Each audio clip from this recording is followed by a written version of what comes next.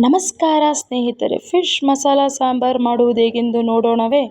ಮೊದಲು ಫಿಶನ್ನು ಚೆನ್ನಾಗಿ ತೊಳೆದು ಅರಿಶಿಣದಿಂದ ನೆನೆಸಿಡಬೇಕು. ನಂತರ ಬೇಕಾಗಿರುವ ಸಾಮಗ್ರಿಗಳನ್ನು ನೋಟ್ ಮಾಡಿಕೊಳ್ಳೋಣ. 2 ಬೆಳ್ಳುಳ್ಳಿ ಚೆನ್ನಾಗಿ ಸುಳಿದಿಟ್ಟುಕೊಳ್ಳೋಣ.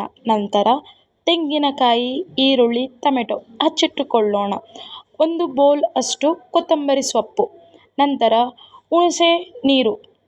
ನಂತರ ಜೀರಿಗೆ, ಸಾಸಿವೆ, ಮೆಂತೆಕಾಳು, ಖಾರದ ಪುಡಿ, ಧನಿಯಾ ಪುಡಿ. ಒಂದು ಬಾಣಲಿಯಲ್ಲಿ ಜೀರಿಗೆ, ಸಾಸಿವೆ, ಮೆಂತೆಕಾಳು ಮತ್ತು ತೆಂಗಿನ ತುರಿ ಹಾಕಿ ಫ್ರೈ ಮಾಡೋಣ. ಆ ನಂತರ ಈರುಳ್ಳಿ, ಟೊಮೆಟೊ ಹಾಕಿ 5 ನಿಮಿಷ ಬೇಯಲು ಬಿಡೋಣ. ನಂತರ ತಣ್ಣಗಾದ ಮೇಲೆ ಅದನ್ನು ಒಂದು ಮಿಕ್ಸಿ ಜಾರಿಗೆ ಹಾಕಿ ರುಬ್ಬಿಕೊಳ್ಳೋಣ.